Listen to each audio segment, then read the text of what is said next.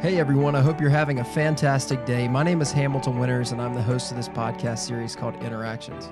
Today I'm so excited to bring you Season 2, Episode 3 with Denise Taylor on the topic of positivity. We hope you enjoy. Denise, what's up? Good morning. Good morning. How are you? I'm doing well. How are you? I'm awesome. Feeling positive this morning. Good. We hope you are. We got a discussion on positivity now. I can see a smile on your face. It's contagious. Absolutely. What does it feel like right now? We got you in the studio. I've been so excited to get you in here. Well, I got so much positive things going on, so I just feel super positive. Well, I mean, everything's looking up on the up and up. That's awesome. And, before we start, why don't we do this? Why don't you just explain to the listeners how we became acquainted, how we know each other, how you even got to this seat right now. Just give them a little background. Who is Denise Taylor? So Denise Taylor, I am an executive caterer. I am the owner and CEO of Kingdom Events Management Incorporated, as well as the executive chef for Cloud9 Cafe. And soon to be, I will be the executive chef of the Tea Bar and Bistro. That's huge. Wow. So what you're saying is you don't have much going on. Yeah.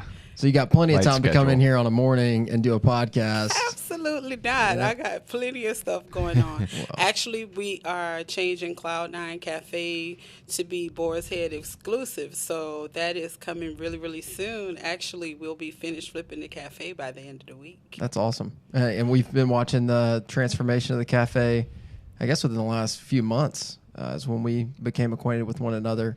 For those of you that haven't heard of Cloud9 or haven't been up to our office at DeKalb Peachtree Airport, Cloud9 is a cafe inside of our Globe building, which is where our office is located and where we're coming to you from today in the Inspire Studio. So, and your husband, Mark, tell us a little bit about Mark. Well, Mark actually runs the cafe. He is basically my best friend and business partner, and he keeps everything shaped up around here. Heck yeah. And he's come in here and done some podcasts as well. Absolutely. Mark Taylor Made Taylor. You can check him out. He's got a nice podcast going on. Man, he's a natural. That's what he loves to do. So sooner or later, he's probably going to leave the cafe and just take off and do podcasts. Hey, look, when you outgrow the cafe and you go on and do bigger and better things, we don't have a problem with that. Just remember us when you get big. Of course. One thing that you might have caught is a little drawl to your accent, and Denise and I happen to both be New Orleans Saints fans. We are. Who that? Oh no, all my Atlanta listeners just they left the podcast just now. Probably so, but that's okay. We got the important ones now. Exactly. Yeah. Tell us about your time in Louisiana. So I was born and raised I was born in New Orleans. I was raised in a city outside of New Orleans, about 47 miles, a town called Napoleonville, Louisiana. Napoleonville. Yes. I started cooking at 9 years old. Mm-hmm. My grandparents owned a bakery, so started out baking wedding cakes and stuff like that. And then I had a desire to go to the food side of it versus the baking side, even though I know how to bake very well. Yeah. I enjoy cooking more. I understand that. I'm not a big baker. I like to cook. You like to bake? I can't say that I've had too much experience baking, but I hear that there is more freedom in cooking than there is baking. Yes, there's a creativity. Yeah. Mm-hmm. And there's a positive for me because that's how I release stress.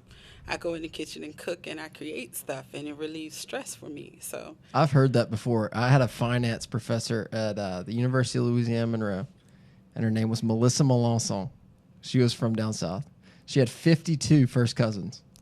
Okay. let's just think about that for a second. 52 first cousins. I can definitely understand 52 first cousins because I am the oldest of 20. Yes, There you and go. that blows my mind. Yeah. And then multiply it by more than 2, and this lady is just like it's like her family, just her first cousins was bigger than my chapter of our fraternity on Wow. campus. And she would see him all the time. It's a big Catholic family. You could barely understand her. She had such a thick accent, and she would say that she baked to get rid of stress as well. she would just bring in finals week. She would bake like 20-something dozen cookies and just bring them to people. And they're like, what is this? And she's like, when I get nervous, I bake. And I'm like, well, this is just like, there are cookies everywhere. I've gained 15 pounds on finals week, and I'm about to go to the beach. Thank you, Dr. Melanson, for that. We would go through the roll, and she'd get to my name. She's like, Mr. Winters. She's like, I just love your name. And I said, thank you, Dr. Melanson. Everybody hates. He's like, I tell my husband all the time, it sounds like somebody off of Gone with the Wind. I said, I appreciate that. So if we ever get Melissa Melanson listening, thank you, Dr. Melanson, for that shout out every day in finance class. But anyway, when we talked this morning and I asked you, what word resonates with you? And you chose positivity, which is perfect. It's perfect. Why positivity? I know why, but they might not know why. We can dig into some of the details, but why was that the word that really resonated with you this morning?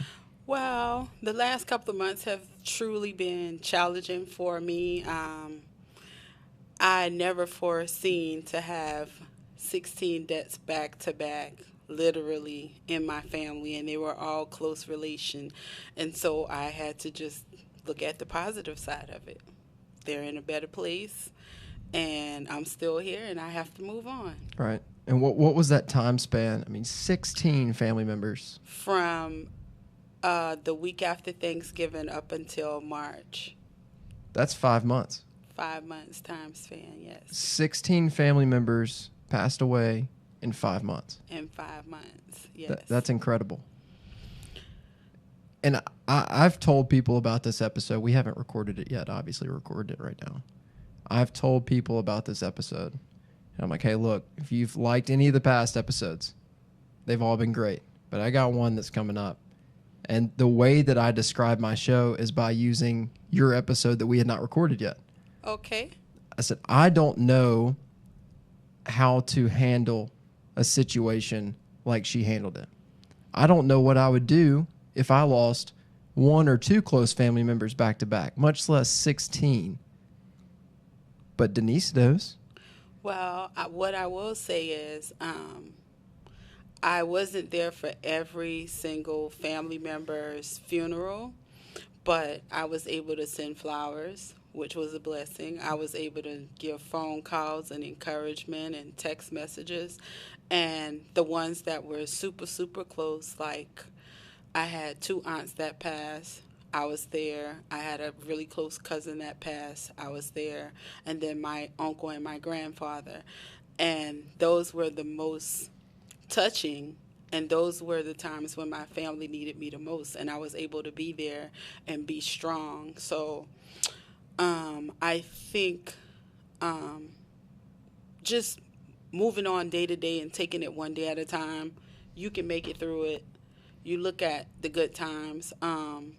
One thing in particular I remember, and I feel like sometimes when people are close to us, they prepare us. Last year we gave my granddad a birthday party, and he said to me that he wanted a second line. I said, well, Papa, you told us the day of the party. Why didn't you that's something you kind of have to prepare for. Yeah, I said, because we can't get a second line parade line today. To go through the city of New Orleans with brass instruments. And so he was like, I said, well, I tell you what, we'll do it for you next year. And his exact words to me and one of my first cousins was, I won't be here for my next birthday. Who knew that he was really preparing us, because his birthday is September, but he's no longer here. Mm-hmm. He's gone. He died March the 3rd. So, I mean, hey, but we had a great party last September. Yeah.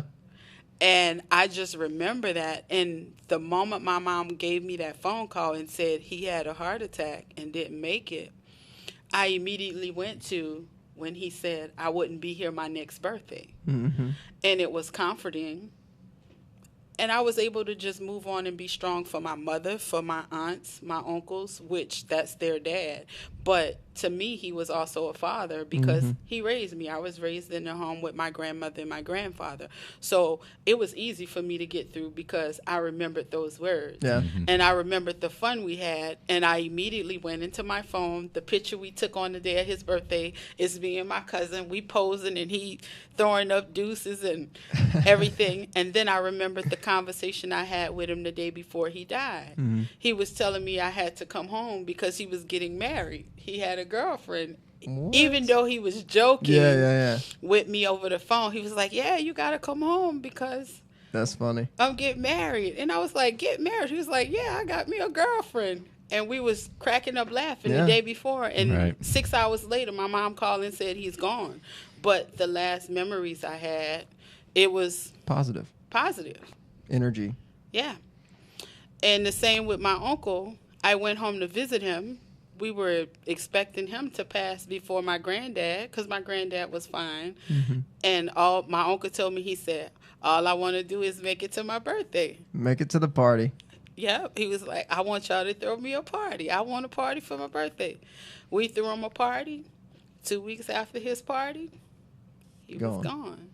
But we had a great party. He made it to his birthday. We had a great party. Wow. And so I feel like in all of that, you take the positive, you listen when people talk, and then if you can deliver on what they're asking for, I mean, you make it through it. Yeah. It's their final wishes. Yep. I would see you in the mornings, and it was one after the other. I would walk by the cafe and ask you how you're doing, and it was like they were dropping like flies. Yep. But you never seemed to have really high highs or really low lows. It's just Denise. Yeah. I was kind of neutral. Yeah. I guess I can say I was kind of neutral, but I knew I had done my best for them and everything that they asked of me. So I was kind of okay. It was just the part of being there with my mother because I know she takes things really hard, and she was the caretaker. So that was my only struggle. And then being a business owner, even though I own my business, I'm very hands-on with my business. So I couldn't just pick up and leave right away to be there for my mom because I have to make sure everything is flowing and everything is still staying positive in my business. But other than that, I mean, I just thought everything was fantastic. Which is amazing. That's amazing, isn't it? Yeah, it almost seemed like your comfort was in the fact that they were comfortable. Yeah. That's exactly what it was. It seemed like they were comfortable with what was happening, so why would you be uncomfortable? Exactly. And I think the other part of it is, for whatever reason, I'm my grandfather's oldest granddaughter, which means all my mom's sisters and brothers, I'm their oldest niece. I was the firstborn, whatever, niece, granddaughter, all of that good stuff in my family. So a lot of them look up to me. Yeah. My mother's side of the family never make a decision without me. It doesn't matter whether it's concerning their health, their children, anything. I was actually the first in my family to go to college, to own my own business, to become an entrepreneur, and to actually leave away from home. We are from a very, very small town. It's literally one street, and that's the town. It's a small little town, and so even in that neighborhood, I was the first black salon owner in that area. I opened the first black hair salon in that area. So my family really look up to me. They value my opinion. So they don't make a whole lot of moves without saying, hey, let's check with Denise. Well, you're setting the bar. Right. And so it's so interesting how one person's reaction to a certain event can set the tone for that type of reaction for the future. So that to say, when I was 13, I got left in Washington, D.C. for the inauguration of Barack Obama. Wow. And I had gone to a conference for 5 or 6 days beforehand. We went to a black tie gala that night. And the next morning I had to fly out. Well, I overslept. I'm 13. I'm alone. No Right. parents, no anything.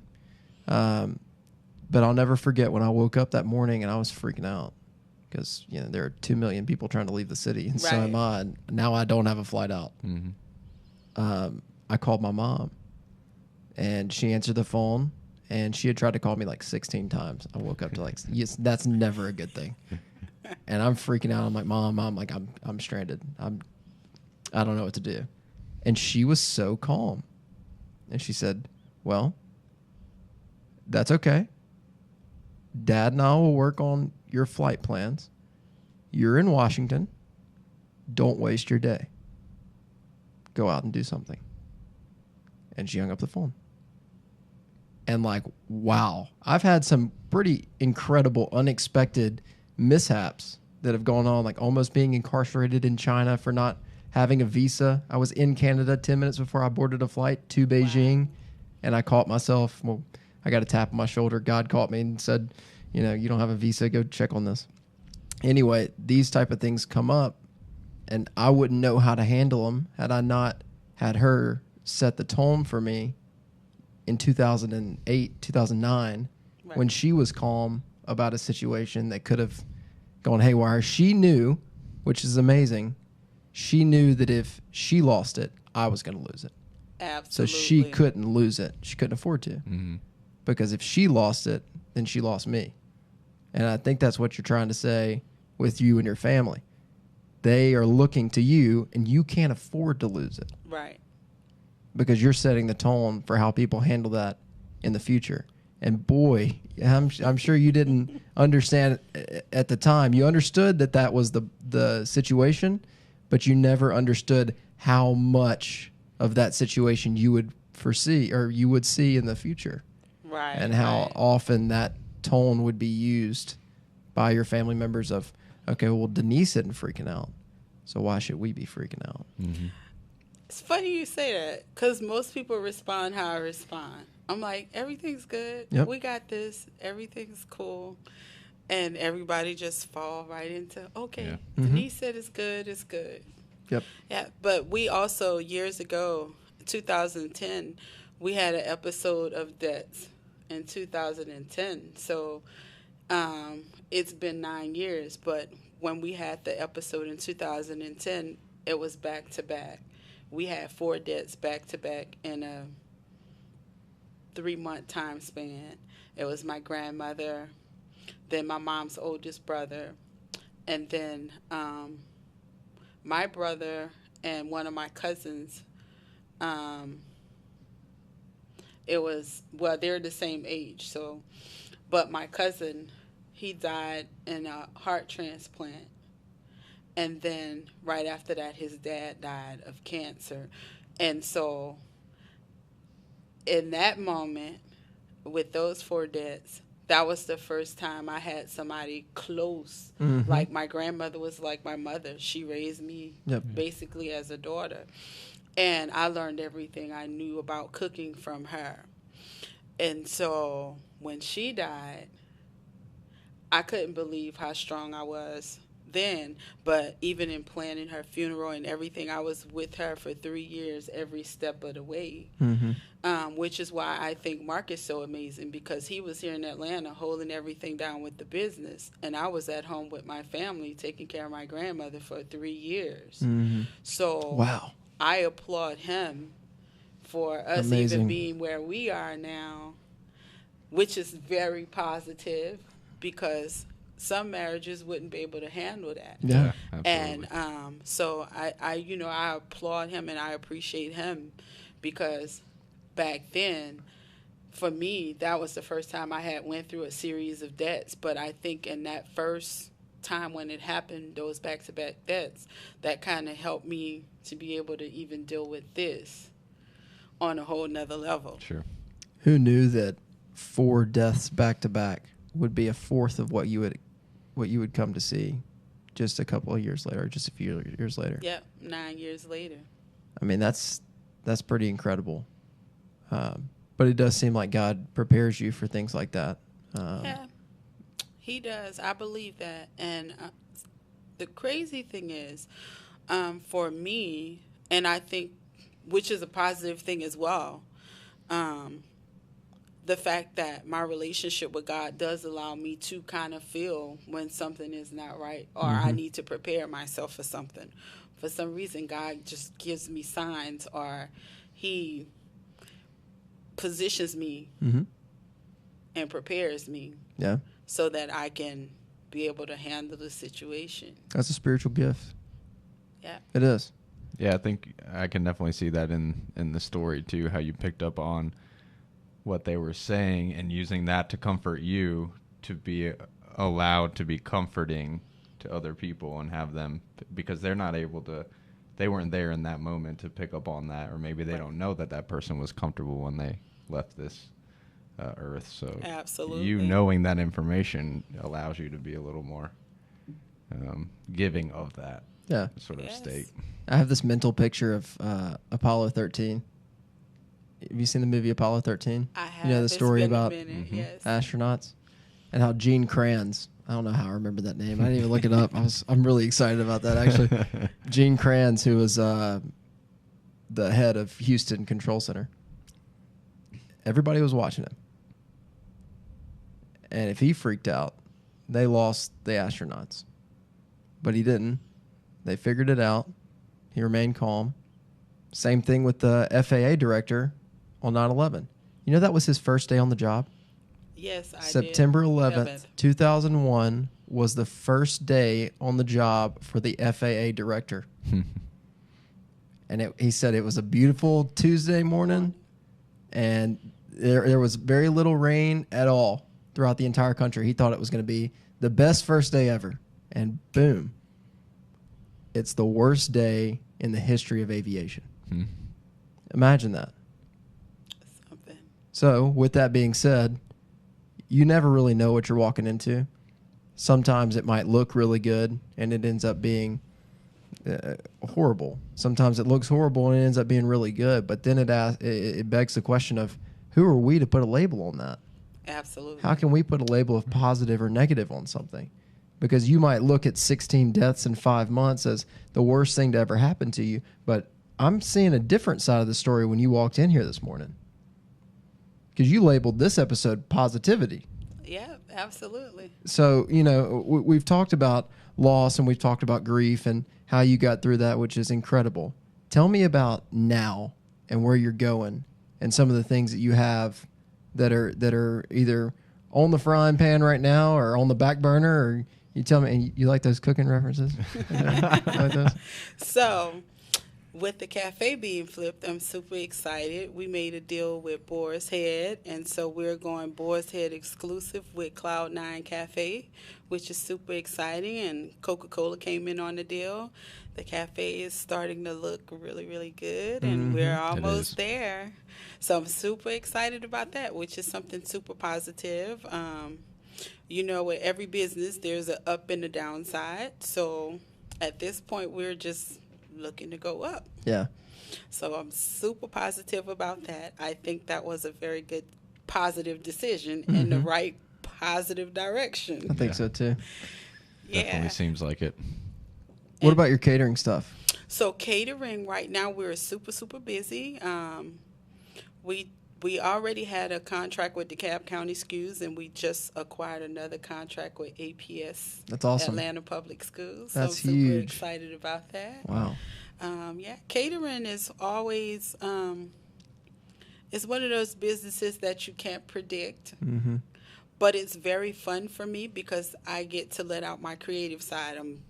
I feel like I'm a super creative person. Yes. I've also been a licensed hairstylist for 30 years. You have to be pretty creative to be a hairstylist. Yes. So, especially with my hair. So, that being said, I get to let out my creative side with the catering. So I love that. That's and awesome. then you said T-bar. What is that? I've never heard that word before. So I'm about to tell you my new venture, which is I partnered with a bar that had a kitchen, and she desired to initially have a caterer. And so instead of me just catering to the bar, I decided to write her proposal to have a bistro. That's awesome. So when I went to go bring her my proposal, she had changed the name of the bar to the T-Bar. And when I look at it, my last name is Taylor. So I said, this is a perfect fit. That's the Taylor Bar. I love it. So I said, okay, all we need to add on to this is bistro. And this is a match made in heaven. Yep. So we will be doing our first tasting, which is going to be a soft opening on May the 26th. May the 26th. That's awesome. Mark your calendars. Yeah. Yeah. And That's the huge. address is 435 Boulevard Avenue. Okay. Yes. Atlanta, Georgia. Cool. So we're That's super awesome. excited about that. That's so cool. And it seems like you got through the tunnel, and now you see light on the other side. That's what it is. There's always some light at the end of the tunnel. Yeah. Is there anything else you want to tell us, promotional wise? Last thoughts. Why don't you do this, and I'll put you on the spot. What's your best piece of advice that you can give us? It doesn't even have to be related to this. It could be. My best piece of advice is to always trust God, put him first, and to consult him on every decision. That's good. Because he will never lead you wrong. That's good. And that's powerful coming from somebody with your story. 16 family members, 5 months, light at the end of the tunnel. And your friendship with us means the world to us. Absolutely. You guys are like my favorites, and you love my chicken wings. Oh, man. Absolutely. I love all your food. I was going to say, not just Man, the chicken wings. I told my grandmother, this was at Thanksgiving. This is the first time I ever tried your catering. I said, Gam, I love you, but Denise might have beat you on the Thanksgiving food. You made a spread that I'll never forget. And I don't even think the food at my wedding is going to taste that good unless you did it. Well, hey, That might be the case. So, That but might don't be the be case. knocking on my door for another probably decade. But anyway, one last thought that I had, which was I led a Bible study for a while, and we were having it at Cracker Barrel on Delk Road.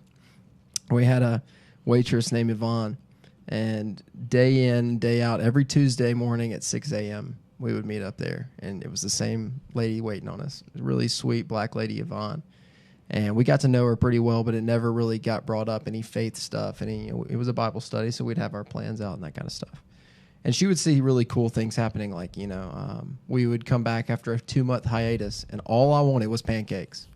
And I was so revved up for pancakes. As soon as I put in my order, whack, all the power went out. And we would go crowd around the fire. And because the power went out, I got to share the message that morning, and the whole restaurant heard it. And the title was Patience. But that was just one cool thing that led her to the question of, she walked up to our table and she asked us a question. She said, hey guys, I gotta ask you a question. She said, how do you guys remain so faithful? Which is a hard question to answer, because to a lot of us, I wouldn't necessarily call us that. I'd like for someone to think that we're faithful, but at the end of the day, if you think that you are faithful, you're probably not.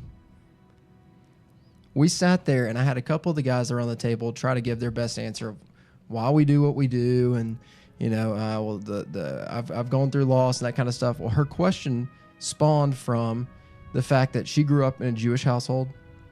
She had not ever been exposed to church until she was in high school, college. She went to a church with her friend in secret, got baptized in secret, but couldn't practice her faith. But almost instantly after becoming a Christian, she experienced loss, and her life got a lot harder. And she said, if that is the Christian experience, how do you stay so faithful? And I looked at her as her body language kind of changed, and she was about to walk away. And I said, Yvonne, I got something to tell you. I think I have the closest thing to an answer that I can give you, but I don't know that I'd even call it an answer. I said, you want to know why we show up here on Tuesday mornings at 6 a.m. every week? I said, the people that you just said that you lost, did you love those people? She said, yes, I love those people very much. I said, you were close to those people? Yes, I was close to those people. And I said, I show up here at 6 a.m. on Tuesday mornings And I held up my Bible and I said, because this book is the best chance you have to see those people again. And she just lost it. And that's what I get from you. That's what I get from you. You've seen it in person. And I see you in person. And just having you in this room and us hearing your story, we get to have that experience by association. So thank you for sharing that with us. Absolutely. Thank you for coming in here. It was amazing. Thank you for being vulnerable, because it's not easy to come in here and do this. So most of all, thanks for your friendship. Thank you guys so much. I appreciate the opportunity. Absolutely. Well, everybody, thank you for listening in. Episode 3, Season 2. This is episode 19. That's pretty awesome. Thank you all for listening in. We've had listeners from all over the world. Until next week, on Friday, I head to Kenya, which I'm really excited about. We'll still be coming to you on Sunday, so check back in. We have a couple more really action-packed episodes coming up. But for now, we ask that you go out there, love on somebody today. Until next time, folks, thank you again, Denise Taylor on Positivity.